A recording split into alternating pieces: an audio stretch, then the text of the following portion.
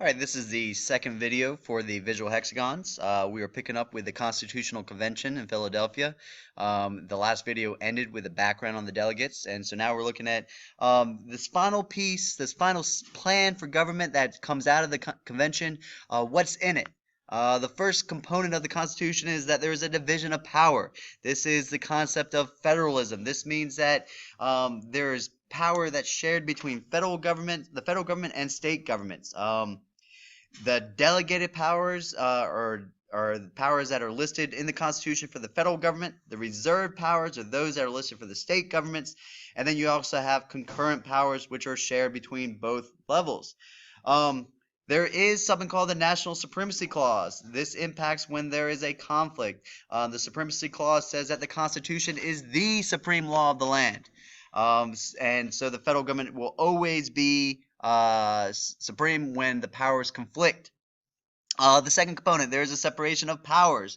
Powers divided among the various branches of government. This is a influence of the Enlightenment. Montesquieu had this idea of checks and balances or separation of powers, and so this is in there. You have an executive branch with the president now with the Constitution. You have a legislative branch with the Congress.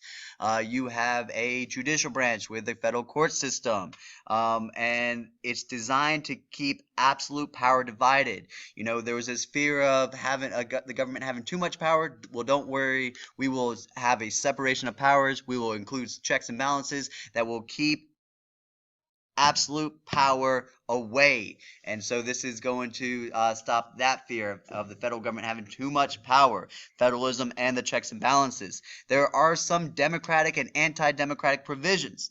The democratic part of the Constitution is that there's frequent elections. The democratic part of the Constitution is that the House of Representatives will be chosen directly by the people. This is the lower house in the Congress. The anti-democratic provisions. The Senate, until the 17th Amendment, the senators are chosen by the state legislatures. They're not chosen by the people. The Electoral College, all right, this is anti-democratic. The people do not choose the president. Instead, they vote, and depending on the popular vote, then the electors will cast their votes in the Electoral College. And so the president actually needs a majority of electoral votes, not a majority of the popular vote to win the presidency. And last but not least, federal judges in the judicial branch. This is chosen by the president, and it's approved by the Senate. And federal judges are appointed by life, or for life, excuse me. There's some flexibility with this Constitution. This is known as the Elastic Clause, or the Necessary and Proper Clause, or implied powers. So there's some things that are not specifically mentioned in the Constitution, but there are ways that the federal government can still enact that power, that piece of legislation. The amendment process is a little bit easier. This is a living document, meaning that it can change over time. This flexibility will cause debate between the groups of the anti-federalists and the federalists, which we'll talk about here in just a little bit. The next slide, compromises. What compromises were there at the Constitutional Convention that ensured the success of the convention? The first one deals with the large state, small state controversy. So there are a couple plans here. The Virginia Plan was introduced. The Virginia Plan is introduced in the first month of the convention. This is a large state plan. The Virginia Plan is there to ensure large state domination over the new government. The Virginia Plan favored a bicameral legislature. That means two houses in the Congress. However, representation will be determined by population. And so, the large states would then have a decided advantage against smaller states in the legislative branch if representation is determined by population. Obviously, small states have a problem with this, so there's another plan. The New Jersey plan was designed to allow small states to control the new government. They fear domination by these larger states. And so they said that there would be a one house legislature with each state having an equal number of votes. So you have two plans here, two proposals for how states are going to be represented in this government. So what is the final result? The Great Compromise. It comes out of this where there will be a bicameral legislature. That means two houses, the House of Representatives and the Senate. In the House of Representatives, representation will be based on population. This satisfies the large state plan. In the Senate, there will be equal representation. Each state will have two senators, no matter how the population plays out. So that satisfies the small state plan. And so that's the first compromise. The next compromise that comes out of this deals with the issue of slavery. What about slaves? Are they going to be counted as people, or will they be counted in the population of these states? This is going to impact representation in Congress.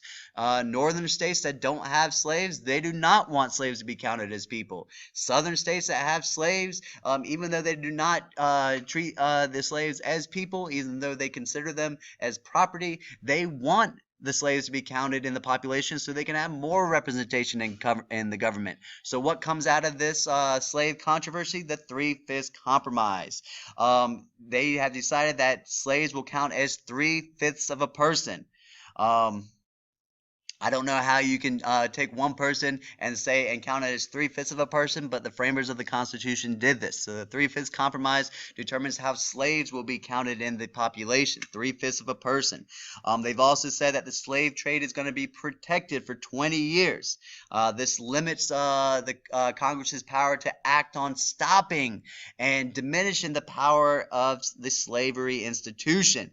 You needed to have the 3/5 compromise. You needed to limit or postpone action on the slave trade in order for the southern states to support this new constitution.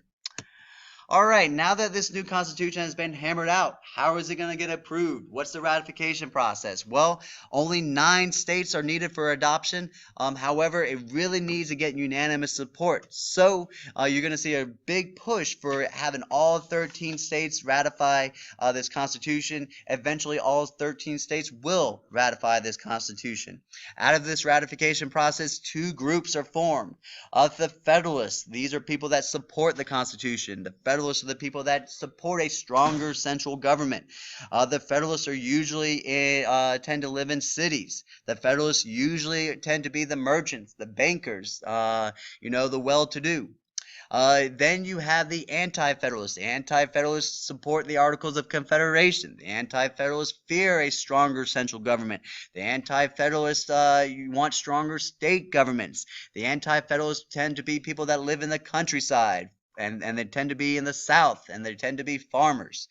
And so what are some arguments that each group has? Well, the Federalist strategy was to push out a series of essays explaining to them the benefits of having a large republic, having a strong central government, and the need to ratify this Constitution. These 85 essays that serve as political propaganda, that are written by James Madison, Alexander Hamilton, and John Jay.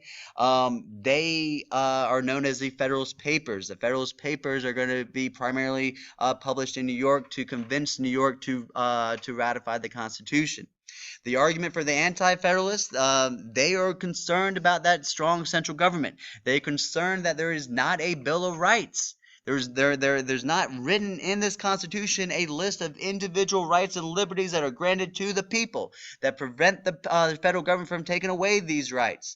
They don't feel a need to go back to the way things were before this war, and by giving a strong central government power. The Anti-Federalists said we will not ratify this Constitution until a Bill of Rights is put into the Constitution. We need to see. We must see a list of rights and liberties that are granted each and every individual person, and that will limit the power of the federal government. And so, what's the result? Well, the Federalists, of course, they agreed to say if the Southern states, if they anti-Federalists agree to ratify this Constitution, one of the first things we will do will be include a list of the Bill of Rights.